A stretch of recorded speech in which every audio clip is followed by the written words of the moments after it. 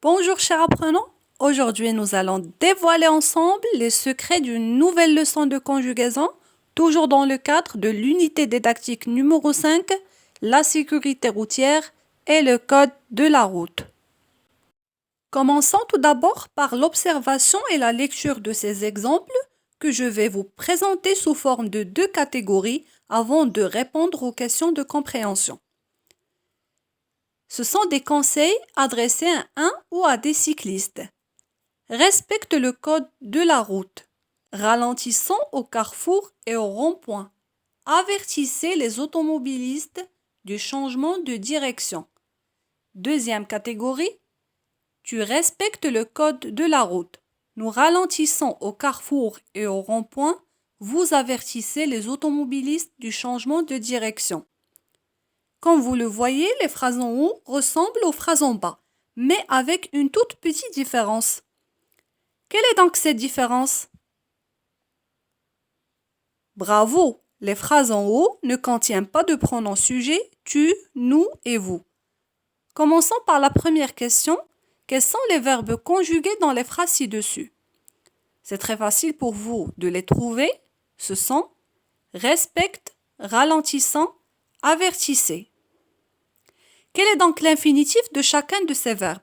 Comme vous le savez, pour former l'infinitif, il faut supprimer la terminaison de conjugaison et la remplacer soit par ER, IR ou RE et des fois par d'autres terminaisons s'il s'agit d'un verbe du troisième groupe. Donc, vous allez répondre comme suit. Respecter pour respecte, c'est un verbe qui se termine avec ER. Ralentir pour ralentissant et avertir pour avertissez. Alors dites-moi, si le verbe se termine avec ER à la fin, il appartient donc à quel groupe? Bien sûr, c'est le premier groupe. Et si il se termine avec IR, vous allez me dire, c'est le deuxième groupe, à condition qu'on entend ISSAN, IC dans la conjugaison. La quatrième question. À quel temps est conjugué chacun de ces verbes? Si on prend les exemples de la deuxième catégorie, c'est clair qu'ils sont au présent de l'indicatif, car les verbes sont précédés de pronoms sujets, tu, nous et vous. Mais les autres exemples, ils ne sont pas précédés des pronoms sujets. Donc, c'est aussi le présent, mais c'est le présent de l'impératif. Donc, notre leçon d'aujourd'hui, c'est autour de l'impératif présent des verbes du premier et du deuxième groupe. Continuons avec ces exemples. Cycliste. Vérifie régulièrement ton vélo. Choisis un casque de bonne qualité. Quels sont les verbes conjugués à l'impératif présent? Bien sûr, on a deux verbes, vérifie et choisis. On va les étudier un peu. Regardez ce tableau. Le premier verbe vérifie, son infinitif c'est vérifier. C'est un verbe du premier groupe, car il se termine avec ER. Il est conjugué avec la deuxième personne du singulier, car on a la terminaison E. Le deuxième verbe choisi, son infinitif c'est choisir. Il appartient au deuxième groupe. Et il est conjugué avec la deuxième personne du singulier, car on a la terminaison IS. L'impératif présent est donc un mode. C'est pour cela qu'on l'appelle le mode impératif. Et en langue française, bien sûr, il existe plusieurs modes de conjugaison. On compte 7. Et bien sûr, chaque mode contient 2 ou plusieurs temps de conjugaison. On peut dire qu'il y a l'infinitif, le participe, l'impératif, le subjonctif, l'indicatif, sans oublier le conditionnel et le gérondif. C'est un mode qui se divise en 2 temps. Le plus souvent utilisé en oral et en écrit, c'est surtout le présent de l'impératif. C'est un temps simple qui se compose d'un radical plus une terminaison. Voyons maintenant à quoi sert l'impératif. Comme on a déjà vu dans d'autres leçons, l'impératif, c'est le mode verbal qu'on utilise lorsqu'on donne soit un ordre, comme l'exemple suivant, arrête-toi. Un conseil, exemple, évitons de circuler entre les voitures. Une interdiction, ne jouez pas au milieu de la route. Et aussi pour demander quelque chose, par exemple, prête-moi ton vélo s'il te plaît. Ou un souhait, comme passe de bonnes vacances. Comment reconnaître alors l'impératif présent? C'est un mode qui a plusieurs particularités. Commençons par la première.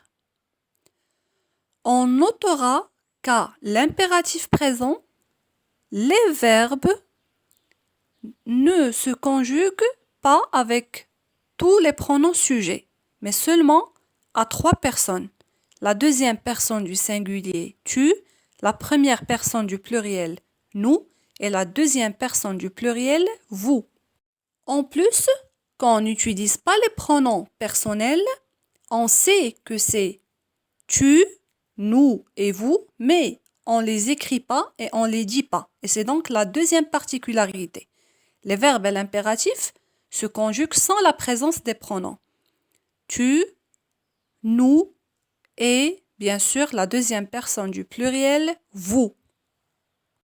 Et on remarquera au niveau de la troisième particularité que les verbes du premier groupe qui se terminent avec ER à l'impératif ne prennent pas de S à la deuxième personne du singulier qui correspond à tu. Regardons maintenant comment on forme l'impératif présent. C'est très facile, allons-y. Vous avez déjà remarqué peut-être que le radical des verbes à l'impératif est le même que celui du présent de l'indicatif. C'est pour cela qu'on va dire que si on sait conjuguer au présent de l'indicatif, on va savoir conjuguer au présent de l'impératif. On prend l'exemple suivant, le verbe regarder qui est un verbe du premier groupe. Au présent de l'indicatif, voilà sa conjugaison avec les 3 personnes tu, nous et vous. Tu regardes ES, nous regardons ONS, vous regardez EZ. Qu'est-ce qu'on doit faire pour former l'impératif? D'abord, on doit supprimer les pronoms sujets, on prend le même radical et on ajoute les terminaisons E, ONS et EZ. On peut dire que non seulement c'est le même radical, mais c'est aussi la même terminaison. Sauf pour la deuxième personne du singulier, tu. Le verbe ne prend pas S, ce qui signifie que tous les verbes qui se terminent en ER ne prendront jamais ES à la deuxième personne du singulier.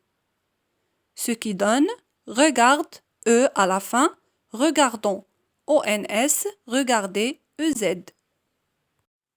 Voyons maintenant comment former l'impératif des verbes du deuxième groupe. Pour les verbes du deuxième groupe, on prend le radical et la terminaison du présent de l'indicatif. La seule différence entre le présent de l'indicatif et celui de l'impératif, c'est l'existence des pronoms sujets. Donc, à l'impératif, on les supprime. Prenons l'exemple suivant, le verbe ralentir qui est un verbe du deuxième groupe. Au présent de l'indicatif, tu ralentis, nous ralentissons, vous ralentissez. Mais au présent de l'impératif, ralentit, ralentissant, ralentissez. La seule différence, comme j'ai déjà dit, c'est l'existence ou non des pronoms sujets. Allons maintenant récapituler tout ce qu'on a vu. Alors, le présent de l'impératif sert à donner un ordre, un conseil ou une interdiction. Aussi, l'impératif ne se conjugue qu'avec 3 personnes. La deuxième personne du singulier, qui correspond à tu, la première personne du pluriel qui correspond à nous, et la deuxième personne du pluriel qui correspond à vous. Les verbes du premier groupe qui se terminent en ER au présent de l'impératif. Pour ces verbes, la terminaison à l'impératif est la même qu'au présent de l'indicatif, sauf qu'il ne faut pas ajouter S à la deuxième personne du singulier. Donc, au présent de l'indicatif, on dit « tu portes un casque ». Porte avec ES à la fin. Mais au présent de l'impératif, on va dire « porte un casque » sans S à la fin du verbe. Bien sûr, les terminaisons de l'impératif présent sont E, ONS, EZ, comme l'exemple suivant du verbe traverser, traverse, traversons, traverser. Pour les verbes du deuxième groupe qui se terminent avec IR, la conjugaison de ces verbes à l'impératif est la même qu'au présent de l'indicatif, comme on a déjà vu. La terminaison de l'impératif présent des verbes du deuxième groupe, c'est IS, I2S, ONS, I2S, EZ. Exemple, le verbe agir, agit, agissant, agissez. Passons maintenant aux exercices d'entraînement pour appliquer tout ce qu'on a vu. On commence par ce premier exercice. Je souligne dans les phrases suivantes les verbes correctement conjugués à l'impératif présent. Première phrase, circule, circule à roller sans gêner les passants. Deuxième phrase, applaudissez, applaudissez votre ami, son vélo est toujours propre. Troisième phrase, nous blanchissons, blanchissons ces bandes pour qu'elles deviennent mieux visibles. Prenez votre temps pour trouver les réponses. Alors, pour la première phrase, notez que le premier verbe ne contient pas S et le deuxième, il se termine avec ES. Donc, on va choisir bien sûr la terminaison de l'impératif qui est E.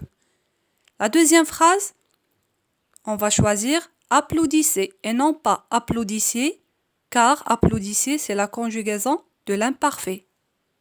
Pour la troisième phrase, on va choisir blanchissant et non pas nous blanchissons.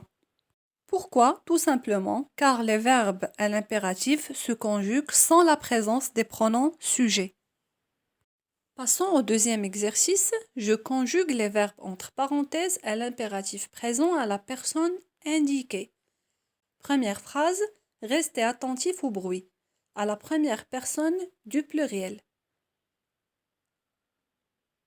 La réponse est restons attentifs au bruit. Deuxième phrase, vérifiez que les freins fonctionnent bien à la deuxième personne du singulier. La réponse est vérifie que les freins fonctionnent bien. Troisième phrase, roulez à 1 mètre du bord de la chaussée et restez attentif à la deuxième personne du pluriel. La réponse est roulez à 1 mètre au bord de la chaussée et restez attentif avec EZ à la fin. Maintenant, je dois réécrire les phrases suivantes en conjuguant les verbes à l'impératif présent. Première phrase, vous finissez vos devoirs avant de sortir jouer avec vos bicyclettes. Deuxième phrase, nous freinons doucement pour ne pas glisser sur la chaussée mouillée. Troisième phrase, respectes-tu les règles de sécurité? Pour la première phrase, on doit juste supprimer le pronom sujet, ce qui va donner « Finissez vos devoirs avant de sortir jouer avec vos bicyclettes ». Pour la deuxième phrase aussi, on doit juste supprimer le pronom sujet, car le verbe est déjà conjugué au présent de l'indicatif. Et on a déjà dit que l'impératif présent ressemble à l'indicatif présent, ce qui va donner « Freinons doucement pour ne pas glisser sur la chaussée mouillée ». Mais pour la troisième phrase, on doit supprimer le pronom sujet, supprimer le S du verbe et changer le point d'interrogation soit par un point, soit par un point d'exclamation, ce qui va donner « respecte les règles de sécurité ». J'espère que c'était agréable à suivre et je vous demande de regarder la suite de cette vidéo qui portera sur l'impératif présent mais des verbes du troisième groupe et des auxiliaires. Merci pour votre attention et à très bientôt.